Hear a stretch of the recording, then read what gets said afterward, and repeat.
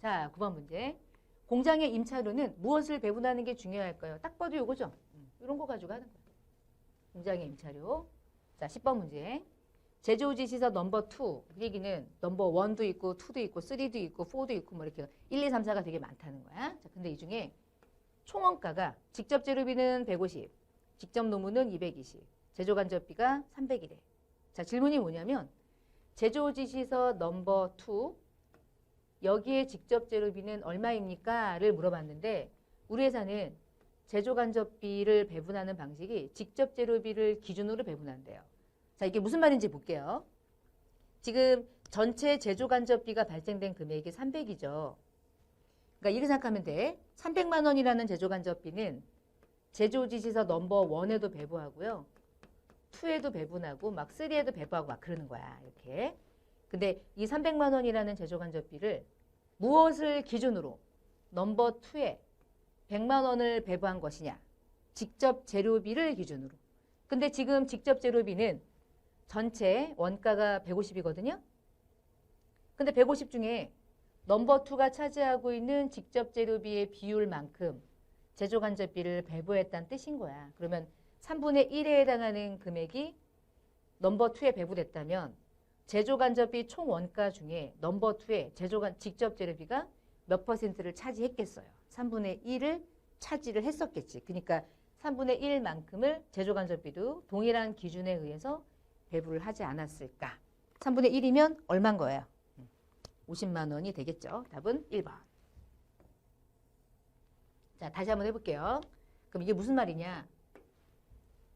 직접 제조간접비를 배분하는 방식은 여러 가지 기준이 있는데 이 회사는 직접 재료비가 기준이래. 그러면 직접 재료비가 넘버 2가 차지하고 있는 직접 재료비의 비율만큼 그 비율 그대로 전체 제조간접비도 넘버 2에 배부하겠다라는 뜻이야. 근데 문제는 직접 재료비를 구하래 오히려. 근데 이 중에 100이 이 안에 배부됐다는 얘기는 3분의 1만큼이 배부됐다는 뜻이고 그 얘기는 3분의 1은 어디에서 끌어다가 배부 기준을 적용했냐. 직접 재료비의 기준에 해당하는 비율만큼을 제조간접비를 배부하는 기준을 썼다는 얘기니까 역으로 얘를 구하게끔 문제를 내기도 하는 거지. 대부분 얘가 50이고 이거를 배부하세요 라고 하는 게 기본적으로 많이 나오는 방식이에요. 근데 좀 이렇게 바꿔서 내기도 하는 거죠. 왔다 갔다. 어쨌거나 배부하는 방법은 동일하고 계산하는 건 여러분이 하실 수 있으니까.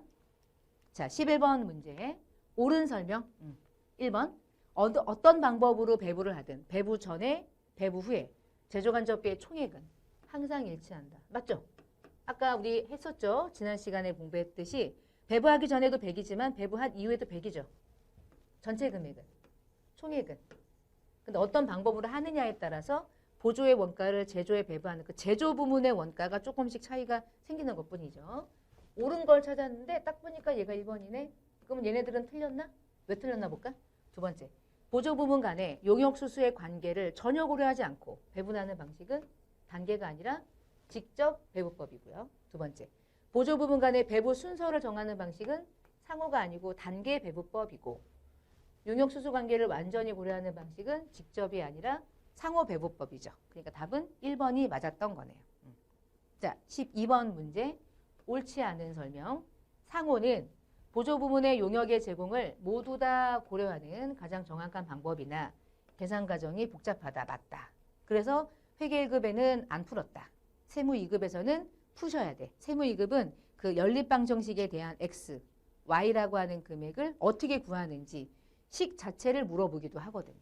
비율을 계산해서. 어렵지는 않은데 회계 1급에서는 그것까지 문제를 출제하지는 않으니까 굳이 필요하지 않은 것까지는 여러분이 공부하실 필요가 없었던 거고요.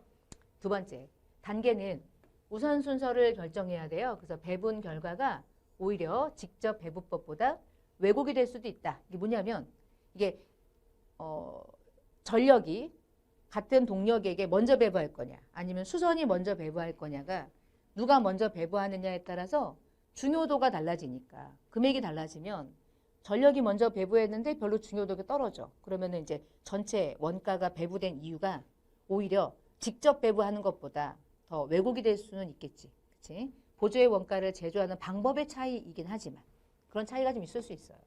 그래서 단계 배부는 가장 우선 순서를 누구에게 줄 거냐가 매우 중요한 역할을 해요. 그다음 세 번째, 직접 배부법은 보조 부문의 자가 용역도 고려해서 1차적으로 배분하고 제조 부문으로 다시 배분하는 방법을 취하게 돼요. 근데 그러나요? 직접 배부법은 우리끼리 주고받은 것도 고려하지 않는데 내가 나한테 배부한 것까지 고려할 리가 없죠. 그렇죠? 옳지 않아요. 네 번째, 일반적으로 원가 배분은 당연히 어떤 방법으로 배분하는 게 가장 합리적이냐. 인과관계에 따라서 배분하는 게 가장 합리적이야. 근데 그 방법이 뭐가 합리적이냐를 정하는 것 자체가 좀 어려운 거죠. 자, 13번 문제. 다음에 보조 부문의 제조간접비 배분하는 방법 중에서 가장 정확도가 높은 방법과 계산 방법이 가장 단순한 방법을 순서대로 나열하는. 가장 정확한 것은 상호고, 그리고 가장 계산 방법이 단순한 거는 직접이죠. 그럼 13번의 답은 1번 하시면 되고요. 자, 14번 문제. 제조간접비를 배분하는 방법에 대한 설명 중에서 잘못된 것을 찾으래요.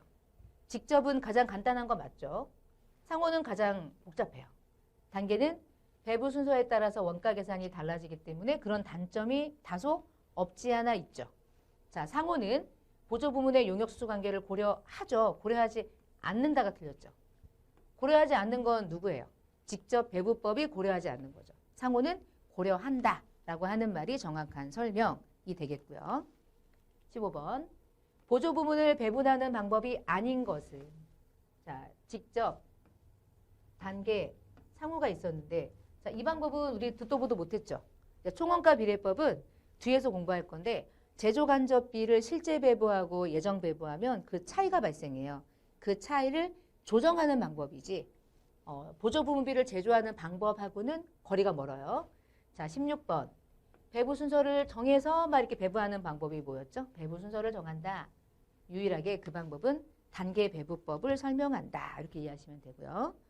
자, 이제 17번 문제. 지금 이 표는 무슨 방법에 의해서 원가를 배분하냐면 단계 배부법. 단계 배부법을 의해서 이제 배분하는데 무엇부터 배분하느냐가 이제 중요하죠. 전력부터 배분한대요. 그럼 얘부터 배분하는 거예요. 자, 문제는 뭐냐면 다 배분하는데 수선 부문에서 절단 부문으로 배부되는 그 제조간접비가 얼마냐 이 얘기지. 수선에서 얘가 절단 부문 여기한테 얼마를 배분하니. 그럼 여러분 수선이 절단에게 배부를 먼저 할 수 있어? 수선은 어떻게 해야 돼? 먼저 배분하는 전력이 얘한테 배부를 하고 나서 그리고 나서 수선이 배부를 해야 되잖아. 단계니까. 그러면 수선이 배부를 하는 거를 찾아야 되는데 수선은 먼저 배부를 받고 배분해야 되니까 잠깐 스탑하고 전력부터 먼저는 배분해야 돼. 자, 전력부터 배부해 볼게요. 전력은요. 20만 원에 이제 줄게요. 이거. 자, 전력은 20만 원의 원가를 배부할 건데 어떻게 배부하냐면 300kW, 100kW, 100kW. 그러면 전체 전력은 몇 kW를 제공한 거죠? 500kW를 제공한 거잖아. 그러면 500 중에 300은 여기다가. 그럼 500 중에 300이면 3 나누기 오니까 60%죠. 그러면 20만 원 중에 60%에 해당하는 2, 6, 12. 12만 원은 조립에. 자, 우리 전체 500 중에 100이면은 20%네요. 그쵸? 자, 20%에 해당한 2는 4. 4만 원은 절단에. 그리고 그 20%에 해당하는 100에 해당하는 비율만큼은 수선에. 자, 그럼 전력은 12만 원 던지고 16만 원 던지고 4만 원 던져서 20만 원 다 보냈죠. 그리고 전력은 제로.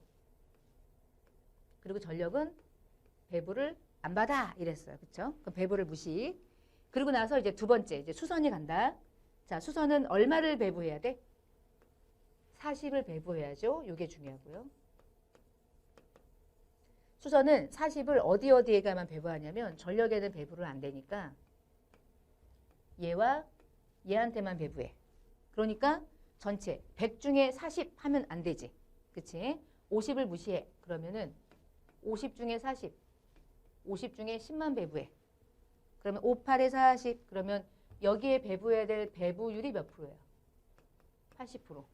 여기에다가 배부할 배부율은 현재 결국 20%를 각각 배부하면 되는데 우리는 지금 수선이 어디에다가만 배부하는 걸 찾으면 돼요. 절단의 배부함을 찾으면 되죠? 답은 나왔네요. 40만 원의 수선 부문의 원가를 80%에 해당하는 금액만큼을 배부하게 되니까 48에 32 그러면 32만 원만 절단 부분에 배부하면 되겠네요. 수선 부분은. 그러니까 전력이 먼저 배부를 다 하고 나서 그리고 나서 수선이 전력으로부터 원가를 배부받은 다음 40만 원이라는 금액을 만들어 놓고 다시 수선이 제조해 가는데 단계 배부니까 우리끼리 주고받은 것 중에 전력은 배부를 받을 수 없어서 다시 정해진 비율을 새로 산정해서 50대 40이 80%, 그래서 40만 원 중에 80%에 해당하는 32만 원을 절단 부분에 배분하면 되겠습니다. 그러면 답은 32만 원 4번이 되겠네요. 자, 그래서 17번까지. 자, 이번 시간에 이제 원가 배분과 관련된 계산 문제를 풀어봤어요. 자, 이 중에서 뭐 한 문제는 그러니까 무조건 출제된다라고 생각하시고 문제를 푸시면 되고요. 상호, 단계, 직접 요 세 가지 방식에 대한 차이점. 계산하는 문제. 전산회계 1급은 단계 배부법까지가 기본적으로 계산 문제로 출제가 되고 있으니까 단계 배부와 관련된 계산 문제까지 잘 문제풀이를 해놓으시면 될 것 같습니다.